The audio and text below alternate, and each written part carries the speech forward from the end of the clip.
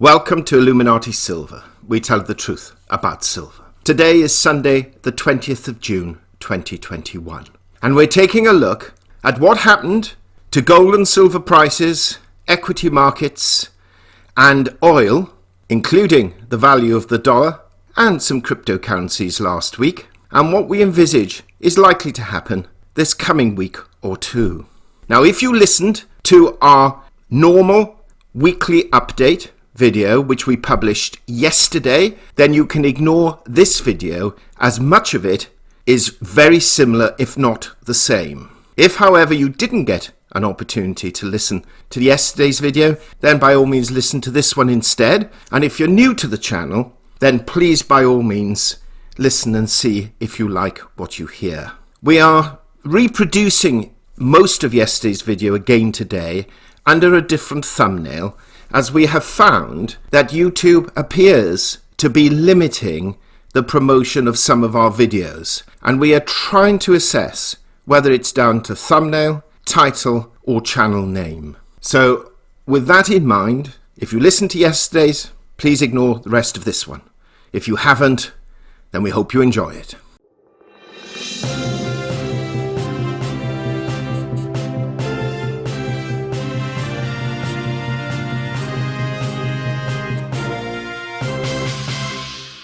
It's been such an exciting week that yesterday alone we produced 3 videos. Yes, 3 videos. And perhaps our best video for months was published on Thursday, at least in terms of interest. Now those videos are entitled, and this is in the order in which they were published. Yesterday's videos started off with our morning gold and silver update. Gold and silver recover a little.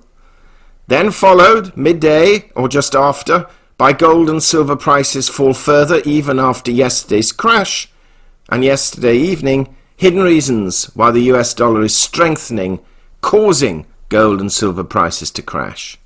And the video we've had most attention to, that published on Thursday, why gold and silver prices just crashed.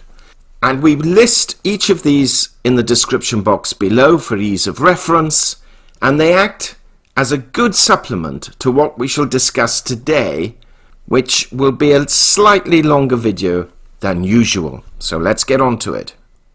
Gold fell $112 last week, from $1,877 to $1,765.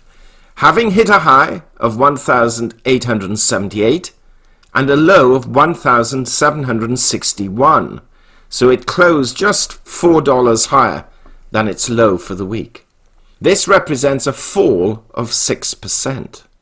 In sterling terms, gold finished the week at £1,279, that's down £50. And in euros, it closed at €1,488, and that's down 62 euros. Silver fell $2.12, from $27.93 to $25.81, having hit a high of $28.03 and a low of $25.77. Again, just a few cents, 4 cents in this case, above its week's low. A fall of 7.6%, even worse than gold's 6% in percentage terms. Now in sterling terms, silver closed at £18.72. That's down £1.08. And in euros, it closed at 21.78 euros. That's down 1.30 euros. Bitcoin is down $100 from our report of last week, and currently stands, as we produce this, at $37,208. Though we have to admit, it did take quite a hit last night of a couple $1,000, because it's been as high this past week as $41,308 and as low as $34,735. Looking at equities, the Dow Jones closed on Friday at 33,290. That's down 533 points on the day, so it took a hit, and down 1,189 points on the week. So not a good week for the Dow. The S&P 500 closed at 4,166. That's down 55 points on the day and down 81 points on the week. The Nasdaq Composite closed at 14,030. That's down 130 points on the day and down 39 points on the week. Going over to energy or oil, Brent crude closed at $73.51. That's up 82 cents. And WTI crude closed at $71.64. So both above $70 still, and that's up 73 cents on the week. The dollar index stands at 92.22, and that's up a considerable 1.67 points on the week, and is the dollar's highest level since the 7th of April. And it's interesting to note that oil prices went up even though the value of the dollar also rose. And we saw some reports, we're not saying that we support it, we've only just literally briefly gave a scant look at it yesterday, where some are predicting $100 a barrel oil. We certainly hope that doesn't occur, and we will look into that in greater depth moving forward. Now, we concluded last week's video with the following forecast. Quote, so our gold trading range for this coming week remains unchanged, with regular trading for gold between 1850 and 1950, with 1800 and 1995 as outliers, and silver trading between 27 and 2850, with 2650 to 2950 as outliers, though we are expecting the outlier territory to be reached this coming week. So let's take a look as to exactly what happened during the course of the week. So if we firstly take a look at gold for the week, this is where it closed, $1,877. It then initially fell on Monday, recovered some composure, and then meandered really throughout Tuesday and really till the early evening of Wednesday. Now that's GMT +1. Why did it do that? It was essentially waiting for the FOMC announcement, which came Wednesday in our time, early evening, normally 2 p.m. in Eastern time. And basically, the announcement that came out, although it held rates unchanged, and although its $120 billion a month bond buying program was also going to remain unchanged, what we were a little surprised at, though we did say we suspected the Fed would be a little hawkish, was the fact that they announced that 11 out of 18 governors had stated that they expected interest rates to rise in 2023, and a number of those perhaps even in 2022, and that they would also be discussing tapering its bond buying over the coming weeks. That does not mean they will implement it, but the very fact that they're discussing it now suggests that it is something that is likely to be introduced. That is, the taper, the reduction of the 120 billion bond buying program is likely to be introduced this year. And the key reason for that was the huge rise in annual inflation to 5% in the United States. Huge when compared that the UK's rate was 2.1%, and other countries predicting similar amounts but above 2%. So basically that clearly frightened the Fed and wanted to strengthen the dollar, get rates up in the marketplace at just a little bit to ease off the, if you like, the bullish pressure, but without theoretically damaging the economy by actually physically introducing those measures, because unemployment is still unacceptably high, though the situation appears to be improving. But anyway, looking at the price, we could see gold immediately fall within the space of 1835 to 21:53, so about 3 hours. It fell from $1,860 all the way down to $1,820. attempted a rally, and then fell back again on Thursday down to $1,771. It closed Thursday at approximately $1,775.76, gradually rose Friday morning, and then fell back again and closed near, not quite, but near to its low. Now, we said that we expected the trading range to be between 1850 and 1950. Well, it happened on Monday, Tuesday, Wednesday. That was fine. Then Wednesday evening, the collapse came. Still kept us, though, within our outlier range, which was 1800. And it remained at that level until very late on Thursday, and then fell just below it. Attempted a recovery and fell back again to 1765.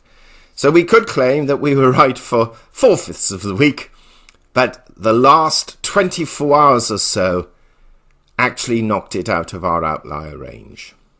And that was essentially because the Fed was more hawkish than even we thought they would be, but we did suspect there would be a degree of caution because of the interest rates because of the inflation announcements. Now, looking at silver, slightly slightly similar pattern. However, silver held up better initially. Now, we predicted normal trading between 27 and 28.50. And again, this is what happened. 27, 27, 27. But then late on Thursday, it started to collapse. Now, our outlier range was 26.50, which is where we saw quite considerable support. We knew there would be even more support below that level at 26, and then again just above the 25.60 level. But we did not expect, as we say, the price to crumble to this extent. So we stayed up to 26.50 until sort of midday on Thursday. Then it tumbled. Attempted a rally back close to 26.50, but collapsed again then on Friday. So our trading range held up, but the last 24 hours actually defeated it. So where does this leave us from a technical point of view? Well, $1,700 is key support, as it rests marginally above a double bottom. But should gold break through that level, then frankly the next downward key target would be $1,500 gold eventually. With this in mind, we err on the side of caution should you be considering stocking up on gold, at least until we get a clearer path as to where it is likely to be heading. We should know that answer by the first or second week of July. The path for next week and the week after, frankly, is unclear, and prices could go in either direction.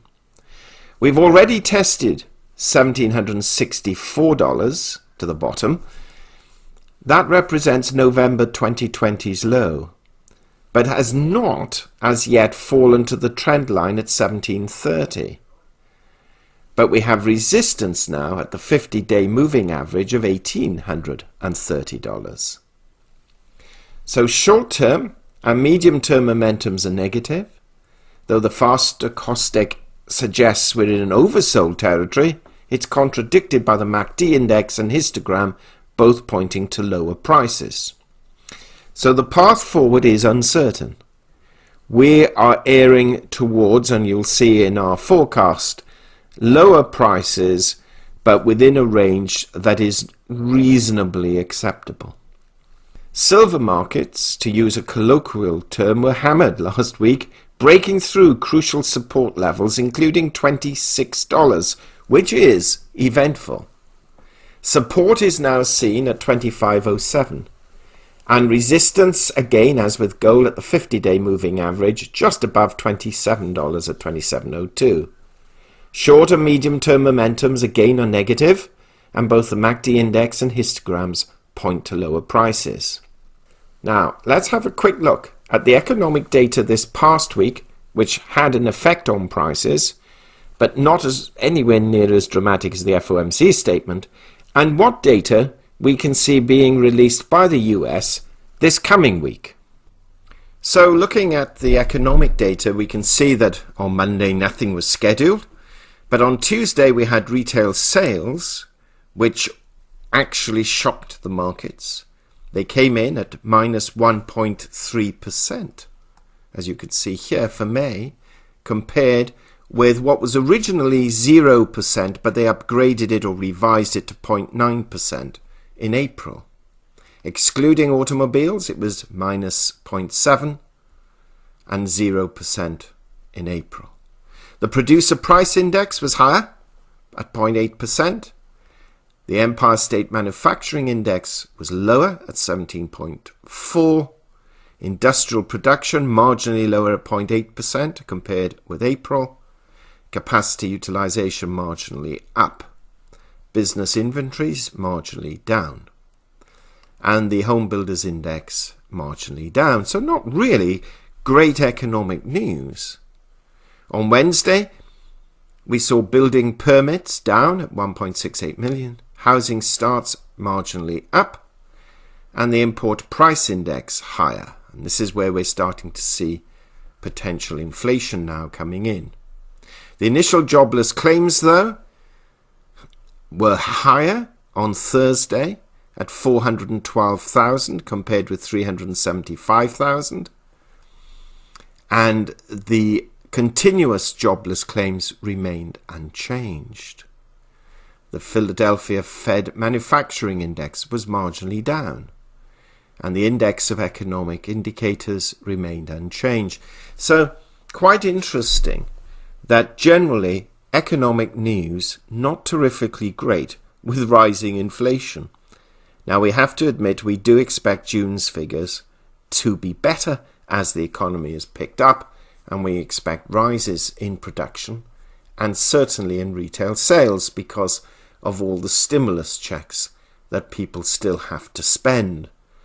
Now, looking forward to this coming week, again on Monday, nothing scheduled. On Tuesday, we have the existing home sales for May. Then on Wednesday, which is an important day this week, we have the current-account deficit for quarter one, but then we have some of the flash PMIs. We have the market manufacturing flash and the market services flash PMIs, both for June. They're worth noting. And new home sales for May. Important, but slightly less market affecting. Thursday, of course, the jobless claims reports, but we also now have the durable goods orders for May. It was down 1.3% in April. Trading goods advance report and GDP revision for quarter one. It was originally set at 6.4%. Now, another important day, Friday. They usually happen on a Friday. It didn't happen last Friday in terms of information, but did in terms of the effect the market responded to the Fed's announcement on Wednesday. We have personal income. This is key. Consumer spending for May. Core PCE price index. This is one of the ways that inflation is also measured. And the UMich Consumer Sentiment Index for June. So, quite an important week, particularly a little bit on Wednesday, albeit they're flash PMIs. Thursday, jobs, GDP revision, but then Friday, income, spending, and PCE price index. Crucial 2 days moving into 3 days. On the political news front in the UK, a new wave of infections is definitely underway in England, says Professor Adam Finn of the Joint Committee on Vaccination and Immunisation, and pointed out that there was a race between levels of injections and infections. So the quicker, he quotes, people are injected, the less infections will spread. Also, UK food and drinks exports to the EU have halved or almost halved in the first quarter of this year. Looking at the US and across the pond generally, we have California declaring an emergency due to the heat wave. US Catholic leaders begin a process that they may call for the president, that's President Biden, to be barred from Holy Communion due to the abortion policy his administration's adopting. And Kim Jong-un of North Korea stated that his country needs to prepare for both dialogue and confrontation with the United States, and especially to get fully prepared for confrontation. So a few little dilemmas to deal with there. Now, we are expecting next week to see more volatility in gold and silver prices as an aftermath to the Fed's announcement last week. We stated earlier today that we envisage having a clearer direction as to gold and silver prices over the next couple of weeks, even though the technicals suggest a further weakening in prices. Much obviously depends on the US dollar, and we suspect that seeing the ramifications of a hawkish approach, or a so-called hawkish approach, though frankly we did not view what was said on Wednesday as particularly hawkish, frankly, but seeing the ramifications it has had on markets generally may to some degree put off other central banks from announcing similar, and perhaps riding the wave of dovishness to keep their economies and stock markets more buoyant. If this does happen, then the US dollar will strengthen further, and we will see lower gold and silver prices as a result of that.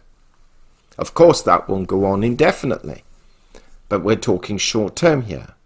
So our gold trading range for this coming week obviously changes to take account of recent events. Now, we foresee regular trading for gold moving between this $1,700 and $1,800 level, with $1,650 to $1,850 as outliers. If there are further pieces of information that are announced that will cause the dollar to strengthen even further, then even those outliers at the lower end will be broken. Though we think and are reasonably confident that that $1,650 to $1,850 should be a sufficient parcel into which gold will be contained, at least for next week. We may have a different view the week after, however. Silver we see trading between $25 and $26.50, because we're not ruling out a little bit of a small hike as an attempt to recovery, but we have 24 on the downside and 27.50 as the top upside, both as outliers. That's it for now. This video is long enough. We are going to produce one or two interesting videos either today or tomorrow, so please watch out for them. Press the bell sign, subscribe first if you haven't. Press the bell sign so you're notified of those videos, because we are going to go into a little bit of depth as to whether perhaps the Fed may actually regret having said what it did last Wednesday. And we're also going to look, potentially, without recommendation, as to how one should approach investments, generally, and including precious metals. So please watch out for those two videos. Thank you for listening. Please share your thoughts. Hopefully press the like button, thumbs up, and have a great weekend, a safe weekend, and a prosperous week ahead. Disclaimer. Illuminati silver owners come from a background of banking, international wealth management, and economics. Having now retired from these worlds, we are not qualified to give investment advice. Therefore, this and other productions must not be deemed to be giving such advice, and merely represent the personal views of its owners.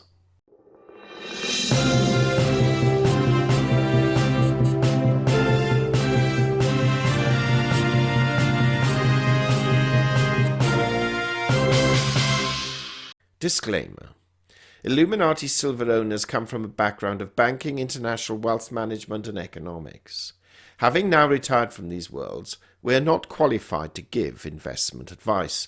Therefore, this and other productions must not be deemed to be giving such advice, and merely represent the personal views of its owners.